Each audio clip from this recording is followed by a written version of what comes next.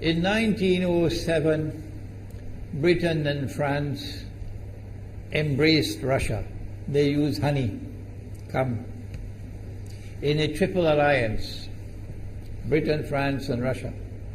And the honey that they used to trap Russia was that if we win the war that's coming with the Ottoman Empire, you will get Constantinople, which is what Russia wants. But they promised Russia one thing through the front door, and they took it back through the back door, like what they did to the Arabs. These are people with PhDs in deception. If they tell you that the sun is shining, don't believe them. Go outside and look up in the sky, see whether the sun is shining. When the Russian army had fought in the First World War and had suffered the most losses, the brunt of the kill were Russians. And they were now winning the war. And the Ottoman Empire was collapsing. And the Russian army is only an arm's length away from Constantinople. They don't want Russia to get Constantinople. No. So what did they do? Russian Jews organized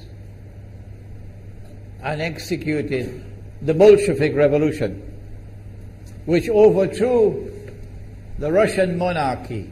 They killed the Tsar and the whole family, overthrew the government, and took Russia out of the war. So the Russian army had to stop in its tracks and could not go to Constantinople. In other words, the Russian Jews stabbed Russia in the back. They did more than that. They brought communism. Communism is not Russian. These dum-dums don't understand that. Communism was created to destroy Russia. Why don't these dum-dums understand it? Communism is not Russian.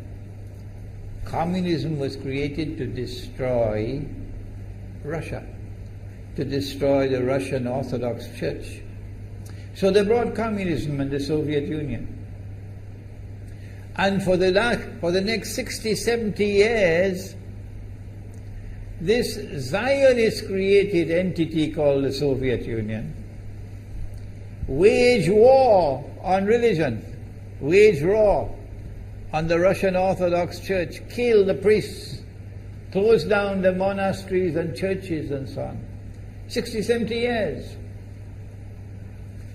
And then, when the appropriate time came and Israel came into being, it is this same Soviet Union which opened the doors for millions of Russian Jews to now migrate to Israel.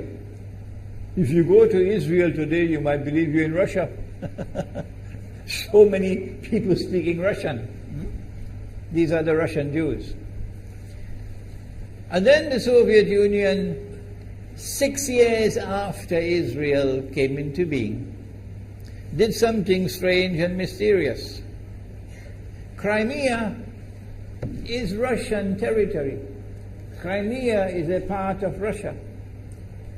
The Soviet Union decided to give Crimea as a gift to Ukraine. Why did they do that? The historians don't tell you. So let Imam tell you. They gave Crimea to Ukraine in order to stab Russia in the back one more time. Because if Russia loses Crimea, it will enhance Israel's security. The Russian Navy is based in Crimea. And there's a straight line from Crimea to Constantinople. To get out of the Black Sea and to get into the Mediterranean Sea, you got to pass through the Bosphorus. And the city of Constantinople is located right there on the Bosphorus. So they gave Crimea as a gift to Ukraine. They never bothered to consult the people of Crimea and get their consent. No. They never bothered to seek the permission of the Russian people. No. But Washington doesn't want to hear that. The foolish man who now sits in the White House of the United States, the foolish man who would like to pretend that he's a man of wisdom, he doesn't want to hear. But what are the rights of the Russian people? Were they not violated? Do they not have the right to correct Iran and recover the territory which was unjustly taken away from them on Israel's behalf? Obama doesn't want to hear that. It's inconvenient for them.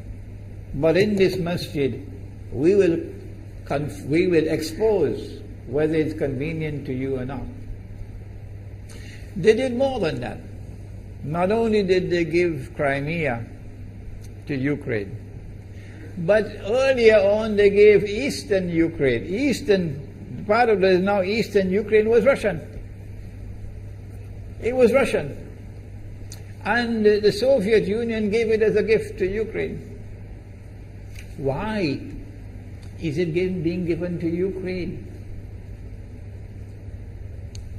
Answer is that when the proper moment comes, the same people who brought the Soviet Union into being now have a method by which they can cause it to collapse. The method that they're using now in Venezuela, popular demonstrations, they did it in Egypt, they did it in Tunisia. They are masters of that. They did it with the Soviet Union. I used to think that the Soviet Union collapsed because of Allah, Allah's kindness. But I was wrong. No, it was the Zionists who brought down the Soviet Union because they didn't need it anymore. Like tomorrow they wouldn't need you anymore, Saudi Arabia. And they wouldn't need you anymore, Islamabad. When will you understand that? They'll just throw you to the dogs. You served them long enough. So they brought down the Soviet Union. Why? So that Ukraine might emerge as an independent state. That's danger for Russia. They prepared the way. And now Ukraine emerges as an independent state. So the rope is around Russia's neck now. And from that day, when the Soviet Union collapsed, until yesterday, the relationship between Russia and Ukraine was always problematic. But the people of Ukraine still had the good sense and wisdom to appoint a government that was pro-Russian. The Zionists decided it's time for us to use our, the street demonstrations. And last October, November, December, the world witnessed Caracas all over again. And eventually, the Zionists got what they wanted. You have the money, and you can send in your special people, snipers who will kill, and so on, throw petrol bombs and so on. And eventually they got what they wanted. They created enough havoc. May Allah protect Malaysia from that. Ameen. Ameen.